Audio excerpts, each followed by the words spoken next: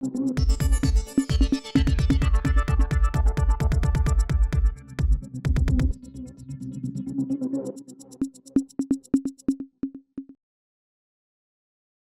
ஒரு முக்கியமான update. Wikipedia வந்து தகவல் களஞ்சியம் தெரியும் நமக்கு. விக்கிபீடியால ஏஎன்ஐ சம்மந்தமான ஒரு செய்தி, ஏஎன்னா என்ன அப்படிங்கிற விளக்கங்கள்லாம் அதில குடுக்கப்பட்டிருக்கும். அதில வந்து ஒரு விஷயத்த குறிப்பிட்டிருக்காங்க. சமீப காலமாக பாரதிய ஜனதாவினுடைய அதாவது பிஜேபியினுடைய ஒரு பிரச்சார ஊடகமா செயல்படுதுன்னு சொல்லி ஒரு விஷயத்த குறிப்பிட்டாங்க.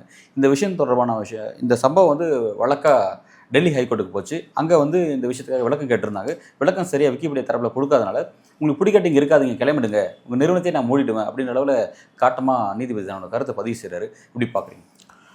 விக்கிபீடியா நமக்கு தெரியும். அதில் நிறைய தகவல்கள் வருது. ஆனால் அதில் நிறைய நம்பத்தகாத தகவல்களும் வந்துகிட்டு இருக்கு. கிரெடிபிளான ஒரு இது பிரிட்டானிக்காவில் இருக்க மாதிரி விக்கிபீடியாவில் நீங்கள் நம்ப முடியாது. விக்கிபீடியாவில் வந்து உண்மைக்கு மாறான நிறையா தகவல்களும் வருது. ஏன்னா அதில் யார் வேணால் போய் எதை வேணால் பதிவு பண்ணலாம், யார் வேணால் போட்டதை யார் வேணால் எடிட் பண்ணலாம். தப்புன்னா நீங்கள் அதுக்கு நிறையா லாங் எவிடன்சஸை கொடுக்கணும். சில இதெல்லாம் எவிடன்சஸ் அந்த மாதிரி கொடுக்க முடியாது, ஆனால் தப்புன்னு தெரியும். ரெண்டாவது, எல்லாரும் வந்து தப்புன்னு தெரிஞ்சாலும் திருத்த முன் வர மாட்டாங்க. அது பாட்டு அப்படியே ஓடிக்கிட்டு இருக்கும். அதனால் விக்கிபீடியா வந்து ஒரு நம்பத்தகுந்த ஒரு தளம் அல்ல.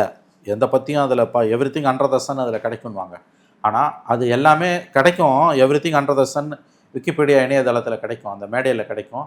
ஆனால் கிடைக்கக்கூடிய தகவல்கள் எல்லாமே நம்பத்தகுந்த தகவல்கள் அல்ல. அதில் நிறையா வந்து உண்மைக்கு மாறான தகவல்களும் அரைகுறை உண்மைகளும் இருக்கின்றன. இதையும் நம்ம முதல்ல கவனத்தில் வச்சுக்கணும். இப்போ இந்த பிரச்சனை என்னென்னா, Asian News International ANI, the only television agency in India, ராய்ட்டர்ஸ்க்கு சீனியர் பார்ட்னர்ஸு. கடந்த பல ஆண்டுகளாக அவங்க கிட்டத்தட்ட 40 ஆண்டுகளுக்கு மேலாகவே வந்து அதுக்கு முன்னாலே வேறு ரூபத்தில் இருந்தாங்க. கடந்த 40 ஆண்டுகளாக அக்ரெசிவாக ஒர்க் பண்ணிகிட்ருக்காங்க. பிரதம மந்திரி எங்கே போனாலும் மன்மோகன் சிங்கோ மோடியோ அவருடைய பயணப்படுவாங்க. தூர்தர்ஷனும் கிடைக்காத விஷயம்லாம் ஏஎன்ஐ கிடச்சிடும். அவங்க இப்போ ஆன்லைன் இதெல்லாம் வந்த பிறகு இப்போ ட்விட்டர்லேயும் ஆக்டிவாக இருக்காங்க, யூடியூப்லேயும் நிறையா வீடியோஸ்லாம் போட்டுக்கிட்டு இருக்காங்க. The only television agency in India, ராய்ட்டர்ஸோட சீனியர் பார்ட்னர்ஸ் அவங்க. அதில் அந்த ஏஎன்ஐயை பற்றி ஒரு அறிமுகம் வந்து அந்த விக்கிபீடியாவில் வருது. ஏஷியன் நியூஸ் இன்டர்நேஷனலாக என்ன, அது ஒன்லி டெலிவிஷன் ஏஜென்சி இவ்வளோ பண்ணிட்டாங்க. கடைசியாக ஒரு வார்த்தை என்ன போடுறான், சமீப காலமாக பிஜேபியோட பிரச்சார பீரங்கியாக செயல்படுறாங்கன்னு போட்டிருக்கான். அது ஃபேக்சுவலி உண்மை, 100% உண்மை. பிஜேபியுடைய அதிகாரப்பூர்வ ஏடுகள், அதிகாரப்பூர்வ தொலைக்காட்சி சேனல்கள் கூட சப்போர்ட் பண்ண முடியாத அளவுக்கு ஏஎன்ஐ செய்தி நிறுவனம் வந்து பிஜேபிக்கு சொம்பு தூக்கிக்கிட்டு இருக்குது. இன்ஃபேக்ட் அவங்களோட ட்விட்டர்ஸில் ஹேண்டிலெல்லாம் பார்த்தீங்கன்னா, அஃபிஷியல் ட்விட்டர் ஹேண்டிலில் வந்து பிஜேபியோட மதவாத அரசியலை முன்னெடுக்கக்கூடிய ஆர்எஸ்எஸோட மதவாத அரசியலுக்கு ஒத்து போகக்கூடிய செய்திகளை, இஸ்லாமியர்களுக்கு எதிரான செய்திகளெல்லாம் அவங்க கடுமையாக போட்டுக்கிட்டு இருக்காங்க. இன்ஃபேக்ட் ஃபேக்ட் செக்கர் ஜுபைர் வந்து முக்கியமான தருணங்களில் வந்து ஏஎன்ஐ வந்து எப்படி பிஜேபியோட அஜெண்டாக்கு இணையாக இஸ்லாமியர்களுக்கு எதிராக வீடியோஸ் போட்டுது, ப்ளஸ் அவங்களுக்கு இணையதளமும் இருக்குது, அதில் எப்படி செய்திகளை வெளியிட்டாங்கன்னு ஆதாரத்தோடலாம் ஜுபைர் போட்டிருக்காரு. அதனால் இந்த செய்தி உண்மைதான். பிஜேபியோட பிரசார பீரங்கியாக தான் இன்றைக்கி ஏஎன்ஐ செயல்படுகிறது என்றது ஃபேக்சுவலி கரெக்ட். இவங்க என்ன பண்ணுறாங்க, ஏஎன்ஐயில் அதை நீக்கிறதுக்கு உத்தரவு போடுன்னு அங்கே போகிறாங்க. எங்கள் டெல்லி ஹைகோர்ட்டுக்கு போகிறாங்க. டெல்லி ஹைகோர்ட் விக்கிபீடியாவுக்கு நோட்டீஸ் அனுப்புது. யார் வந்து இதை வந்து இந்த தகவலை சொன்னது யார், தகவலை சொல்லுன்னா அவங்க பதிலே சொல்ல மாட்டேன்றாங்க. தொடர்ந்து 2-3 ஹியரிங்கில் பதில் சொல்லாததால் நீதிபதி, தனி நீதிபதி, சிங்கிள் பெஞ்ச் ஜட்ஜ் என்ன சொல்கிறாருன்னா, நீங்கள் வந்து உங்களுக்கு இந்தியாவில் பிஸ்னஸ் பண்ண பிடிக்கலன்னா மூடிட்டு போங்க, கேட்ட தகவல் நீங்கள் சொல்லணும், நீங்கள் வந்து இந்திய சட்டங்களுக்கு உட்பட்டு தான் செயல்படணும். இந்த மாதிரி ஒரு கேஸ் வந்திருக்குது. ஏஎன்ஐயை பற்றி இப்படி ஒரு தவறான செய்தி வந்திருக்குன்னு அவங்க சொல்கிறாங்க. பிஜேபி பிரசார பீரங்கியாக தாங்கள் செயல்படுவதாக சொல்லப்படுவது தவறான தகவல்னு அவங்க சொல்கிறாங்க.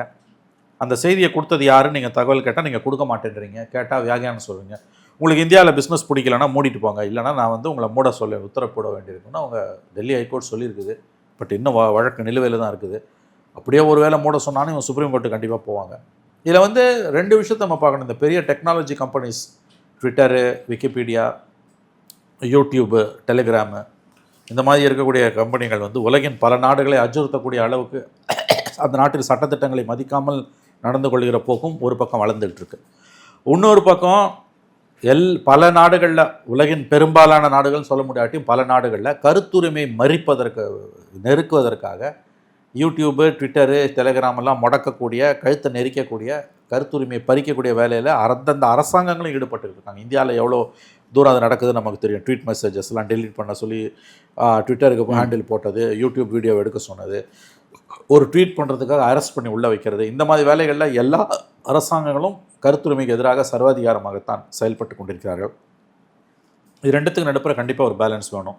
இந்த விக்கிபீடியா இன்சிடெண்ட்டை பொறுத்த வரைக்கும் அவர்கள் பிஜேபியோட பீரங்கியாக செயல்படுகிறார்கள் என்பது 100% உண்மைன்றது எல்லாருக்கும் தெரியும்.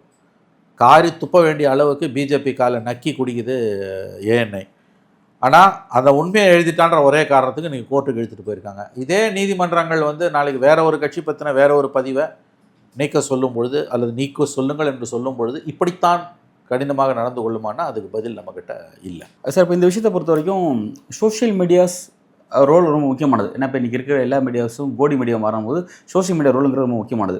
சோஷியல் மீடியாவில் சிலர் வந்து தங்களோட கருத்துக்களை இருக்கிற விஷயத்தை வந்து எழுத முற்படும் பொழுதோ அதுக்கு நீதிமன்றத்தின் வாயிலாக இது போன்ற ஒரு அச்சுறுத்தல், ஒரு நெருக்கடிகள் வர்றது அப்படிங்கிறது உண்மையிலே அதோட சீரியஸ்னஸ் எப்படி பார்க்கலாம்? இது ஒரு பெரிய ஆபத்து. ஏன்னா எல்லா நாடுகளுமே வந்து மெயின் ஸ்ட்ரீம் மீடியா வந்து அரசாங்கங்களோட கட்டுப்பாட்டுக்குள்ளே நெருக்கடிக்குள்ளே போயிடுச்சு. சோஷியல் மீடியா இல்லைன்னா இன்றைக்கி இப்போ உலகின் பெரும்பாலான நாடுகள், குறிப்பாக இந்தியா மாதிரி நாடுகளில் மக்களுக்கு உண்மையே தெரியாது. டெல்லியில் 10 வருஷமாக கோதி மீடியா என்ன பண்ணிக்கிட்டு இருக்குன்றதை நம்ம பார்த்தோம். ஒரு ரவீஷ்குமார், ஒரு துருவரத்தி மாதிரியானவங்க தான் பல உண்மைகளை வந்து வெளியில் கொண்டு வந்தாங்க, ஒரு மாற்று கருத்தை முன் வச்சாங்க. அந்த மாதிரி வந்து மெயின் ஸ்ட்ரீம் மீடியா தோற்று போய் கொண்டிருக்க, மிகப்பெரிய அளவில் மெயின் ஸ்ட்ரீம் மீடியா தோல்வி கண்டு கொண்டு இருக்கக்கூடிய சூழ்நிலையில் இந்த மாதிரி சோஷியல் மீடியா தான் வந்து ஒரு பிளாட்ஃபார்மாக இருக்குது. அதில் வந்து பெரிய நிறுவனங்கள் வந்து மீடியாவுக்கு அரசாங்கங்களுக்கு எதிராக செயல்படுறதில்லை. சோஷியல் மீடியாவில் இருக்கக்கூடிய பெரிய நிறுவனங்கள் செயல்படுறதில்லை, இண்டிவிஜுவல்ஸ் தான் செயல்படுறாங்க. ஸோ இன்றைக்கி காலம் எப்படி மாறி போச்சுன்னா, ஒரு செய்தியை அதனுடைய நம்பகத்தன்மை ஆங்கிள்லேருந்து பார்க்கும்பொழுது மக்கள் பெரிய நிறுவனங்களை விட இண்டிவிஜுவல்ஸை நம்பக்கூடிய ஒரு காலம் வந்துகிட்டு இருக்கு. ஏன்னா இது மெயின் ஸ்ட்ரீம் மீடியாவோட தோல்வி.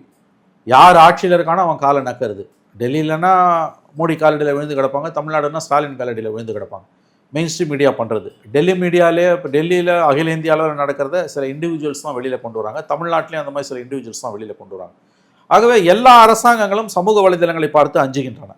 அரசாங்கம் அஞ்சுறது புரிஞ்சுக்கூடிய, பட் நீதிமன்றங்கள் அது எப்படி நிலைப்பாடு எடுக்கிறாங்க அப்படிங்கிறது கொஞ்சம் பேச. ஏன்னா அப்படின்னா பிரேசில் என்ன ஒரு முக்கியமான பார்த்துருப்பீங்க, ட்விட்டருக்கு தடை போட்டுருக்காங்க அங்கே இருக்கிற சுப்ரீம் கோர்ட். அப்படின்னா அது வந்து இதே மாதிரி கருத்து விஷயத்தை பேசுறாங்க அப்படின்றத அதுக்கு தடை போட சொல்லி கேட்டாங்க. அவங்க போட மாட்டேன் அப்படின்ற விஷயத்த சொன்னாங்க. அதனால வந்து பெரிய வாக்குவாதம் வந்து ட்விட்டரை மூடக்கூடிய இடத்துக்கு நகர்ந்துருச்சு. அப்படி இருக்கும்போது அரசாங்கம் ஒரு பக்கம் ரோல் எடுத்தால் நீதிமன்றங்களோட ரோல் எப்படி இருக்குன்னு பார்க்க வேண்டியது விஷயம் இல்லை. இது ஒரு முக்கியமான கேள்வி. அதாவது வந்து நீதிமன்றங்கள் வந்து கருத்துரிமையின் பக்கம் நிற்கிறதா அல்லது வந்து கருத்துரிமைக்கு எதிராக நிற்கிறதா என்பதை தான் நம்ம பார்க்கணும். பிரேசிலில் வந்து நிறைய சர்வாதிகாரத்தன்மையான போக்குகள் இருக்கின்றன. அங்கே ட்விட்டரையே மூட சொல்கிற ஒரு நாட்டில் ட்விட்டரை மூடனா என்ன விளைவுகள் வருன்றது உங்களுக்கு தெரியும். இன்ஃபேக்ட் அதை சர்க்கமெண்ட் பண்ணி ஸ்டார்லிங்க் மூலமாக இவர் எலான் மஸ்க் மூலமாக பார்த்துலான்னு முடிவு பண்ணும்போது எலான் மஸ்க்கே வழியை வந்து இல்லை நான் சட்டத்துக்கு உட்பட்டு தான் நடுப்பேன்ட்டார். ஏன்னா எலான் மஸ்க்குக்கும் பிஸ்னஸ் அடி வாங்குவாங்க வந்து. ஸோ தொழில்நுட்பம் எவ்வளோ தூரம் வளருதோ அதற்கு இணையாக அரசாங்கங்களோட அடக்குமுறைகளும் வளர்ந்துட்டு இருக்குது. ஆனால் அதை மீறி ஏதாவது ஒரு ரூபத்தில் மனிதன் வந்து தங்கு தடை இல்லாமல் கம்யூனிகேட் பண்ணிக்கிட்டே தான் இருக்கான். அதாவது ஸ்பீச் இஸ் ஃப்ரீ. ஃபிசிக்கலாக ஒருத்தன் அடிக்காத வரைக்கும், ஃபிசிக்கலாக வைலன்ஸை தூண்டாத வரைக்கும் ஒருத்தன் எதை வேணால் பேசலாம். உங்களுக்கு வந்து அதில் தப்பே கிடையாது. என்ன ஒன்று இறையாண்மைக்கு எதிராக பேச முடியாது, சைல்டு போர்னோகிராஃபி பேச முடியாது, அவ்வளோதான். மற்றபடி எதை வேணால் பேசலாம். அரசாங்கத்தின் மீதான ஊழல் குற்றச்சாட்டை நாட்டின் மீதான ஊழல் குற்றச்சாட்டாக அரசியல்வாதிகள் விஷமத்தனமாக திருப்புவார்கள். ஏன்னா அடிப்படையில் எல்லா அரசியல்வாதிகளும் சர்வாதிகாரிகள் தான். அவன் எந்த கட்சியாக சேர்ந்தாலும், அது சிபிஎம்மோ திமுகவோ காங்கிரஸோ பிஜேபியோ யாராக இருந்தாலும், ஆட்சின்னு கையில் வந்துடுச்சுன்னா அவன் சர்வாதிகாரியாக தான், அவர்கள் சர்வாதிகாரிகள் தான். கேரளாவில் என்ன நடக்குது இன்னைக்கு பினராயி விஜயன் கவர்மெண்ட்டில்? இந்த ஹேமா கமிட்டி ரிப்போர்ட்டில் ஒரு எம்எல்ஏவை சொல்கிறாங்க, முகேஷ்ன்ற எம்எல்ஏவை. இன்ன வரைக்கும் அவன் பதவியில் இருக்கான். ஊர் நியாயம் பேசுகிற சிபிஎம் இதுக்கு என்ன பதில் சொல்லும்?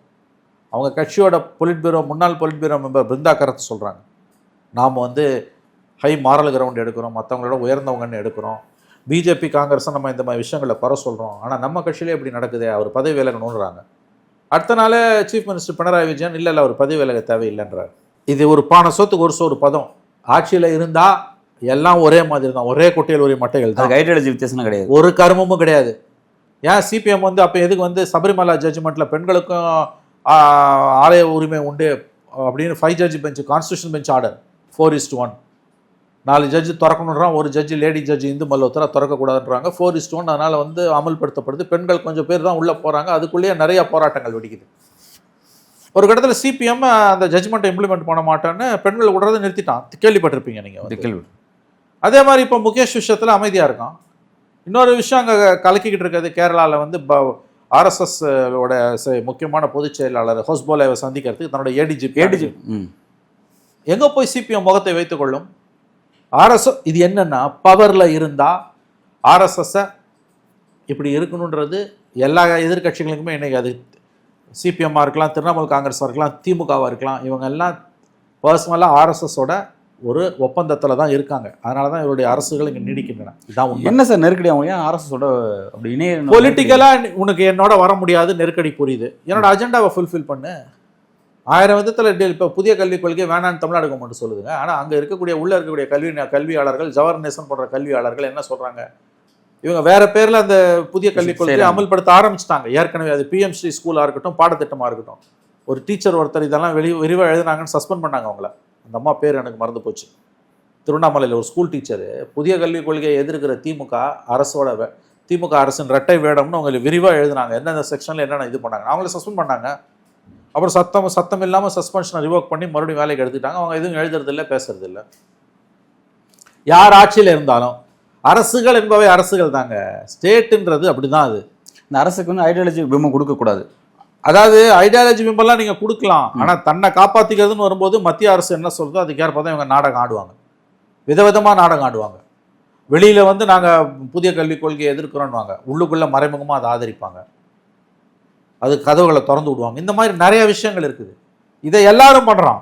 சிபிஎம் பண்ணுது, திமுக பண்ணுது, ஆம் ஆத்மி பண்ணுது. பஞ்சாபில் அவன் லெவலில் பண்ணுறான். அது அப்போ அரசுகள் வந்து எல்லாமே ஒரு சர்வாதித்தன்மையாக செயல்படுறாங்க. அந்த விஷயத்துக்கு மீடியா இடைஞ்சல் இருக்கக்கூடாதுன்னு சொல்லி மீடியா கண்ட்ரோல் பண்ணுறாங்க அப்படிங்கிறது புரிஞ்சுக்க முடியுது.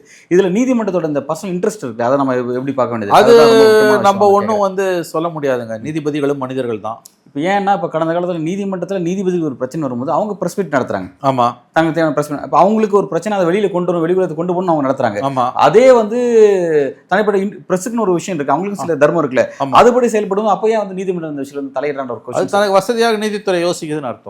கண்டிப்பாக வசதியாக தான் யோசிக்கிறாங்க அவங்க. அதில் எந்த சந்தேகமும் கிடையாது. இது ரொம்ப சிக்கலான கேள்வி. இது judiciary is also under thread and judiciary is also under crisis. இப்போவும் அப்படி தான் இருக்காரு. அதாவது மோடி வந்து மெஜாரிட்டி இழந்து இருக்கு. அந்த 240 வந்ததுக்கு பிறகும் இப்போ வந்து ஜுடிஷரி அப்படி தான் இருக்கான்னு பார்க்குறேன். கொஞ்சம் மாறி இருக்கு.